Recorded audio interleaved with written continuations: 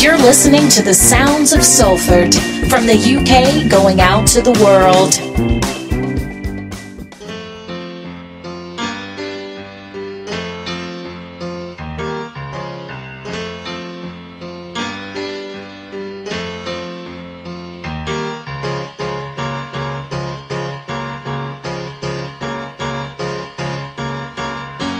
Wake up, you sleepy head. Put on some clothes, shake up your bed. Put another log on the fire for me. I made some breakfast and coffee. Look out my window, what do I see? A crack in the sky and a hand reaching down to me. All the nightmares came today, and it looks as though they're here to stay.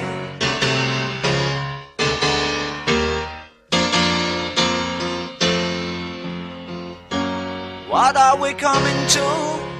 No room for me, no fun for you.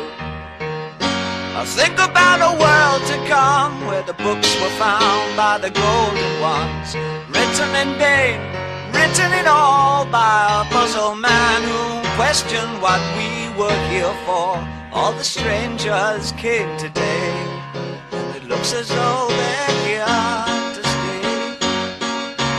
Oh, you pretty things, don't you know you're driving your drivers insane? Oh, you pretty things, don't you know you're driving your drivers insane? Let me make it plain, gotta make way for the Holy Superior. Look out at your children, see their faces in golden rays. Don't kid yourself, they belong to you. They're the start of the coming race. The author's a bitch, we finished our news. Homo sapiens have outgrown their use. All the strangers came today, and it looks as though they're here to stay. Oh, you pretty things, don't you know you're driving your drivers insane? Oh, you pretty things, don't you know you're driving your drivers insane? Let me make it plain, gotta make way for the Homo Superior.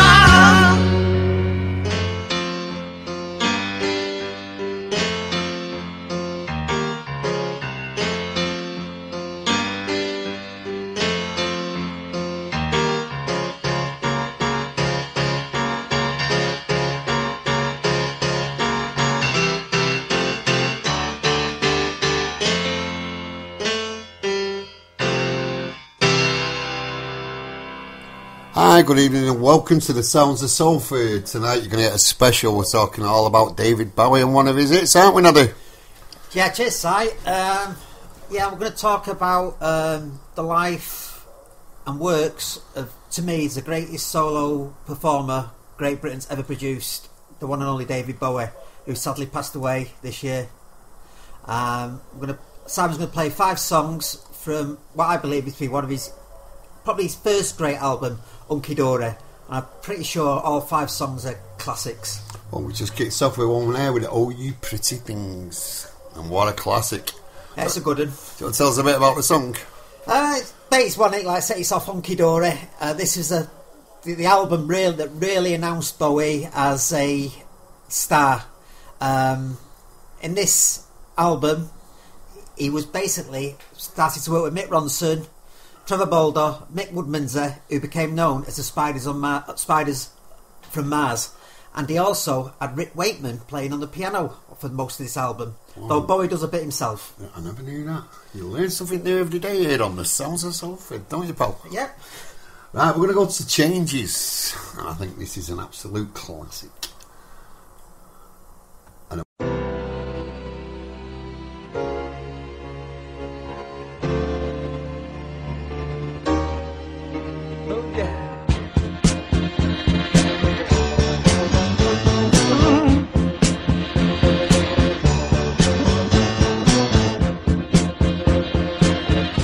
still don't know what I was waiting for.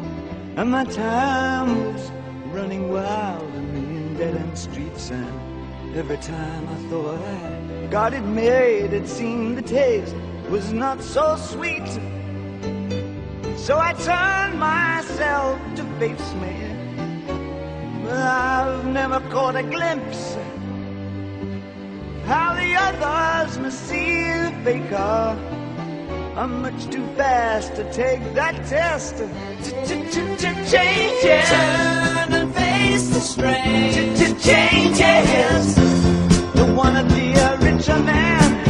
Changes. Turn and face the strain. Changes. It's gonna have to be a different man. Time may change me, but I can't trace time.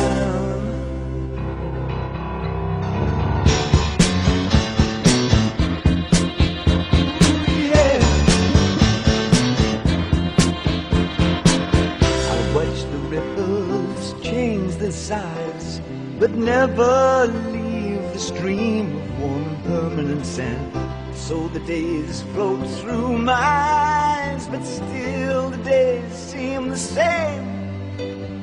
And these children that you spit on as they try to change their worlds are immune to your consultations. They're quite aware of what they're going through. Changes. Turn and face the strain. Changes. Don't tell them to blow up and out of it. Changes. Turn and face the strain. Changes. Where's the shame you've left us up to our next event? Time may change me, but you can't twist time. Strange fascination fascinating me.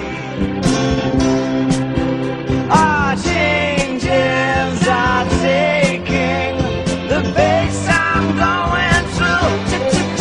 Changes. Turn and face the strain. Changes. Ooh, look out, you rock and rollers. Changes. Turn and face the strain. Changes. Very soon now you're gonna get older. Time may change me, but I can't trace time. I said that time may change me, but I can't trace time.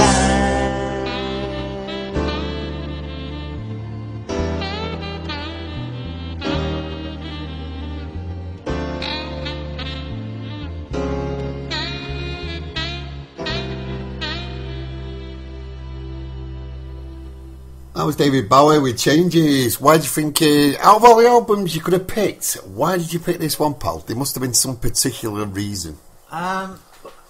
It's got my favourite Bowie track on there, which Yeah. you're going to be playing later on, Simon. But like I mentioned before, it was his first great album. Though I mean, The Man Who Sold the World wasn't bad, you know, which Yeah. was the album that preceded this. And the ones that come afterwards, for example, The Rise and Fall of Ziggy Stardust, Aladdin Sane, Diamond Dogs, you know, they just got better and better. You know, it was just, Bowie he just... I think this one was the one that announced him to the world, like. Well, he did to Great Britain. I think Yeah. Ziggy Stardust announced him to the world. And I think the Young Americans album, which came out in 1975, announced him to the United States. Because he did some work with John Lennon on that album.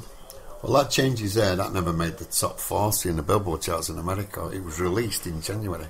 You know that? 1972. No, I didn't know that. Yeah, what are you doing? So, learn something new every day. Right, we're going to another Bowie track now, mate, off the same album. Yeah, this one is called Cooks, and it's basically David wrote this when his son Duncan, he's called Duncan Jones now, he's a famous film director. When Duncan was born, he was christened Zowie originally. That's right, yeah. But he wrote this song for Duncan, and I think there's a group called the Cooks who named themselves after this song.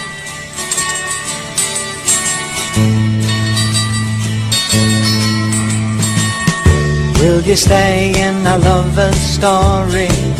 If you stay, you won't be sorry, 'cause we believe in you. Soon you'll grow, so take a chance with a couple of kooks hung up on romancing. Will you stay in a lover's story? If you stay, you won't be sorry, 'cause we believe in you. Soon you'll grow, so take a chance with a couple of kooks hung up on romancing.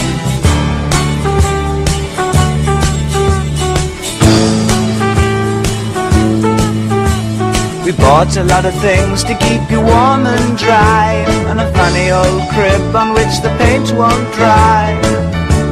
I bought you a pair of shoes, a trumpet you can blow, and a book of rules of what to say to people when they pick on you. 'Cause if you stay with us, you're gonna be pretty cookie too. Will you stay in a lover's story? If you stay, you won't be sorry, 'cause we believe in you. Soon you'll grow, so take a chance with a couple of kooks hung up on romancing.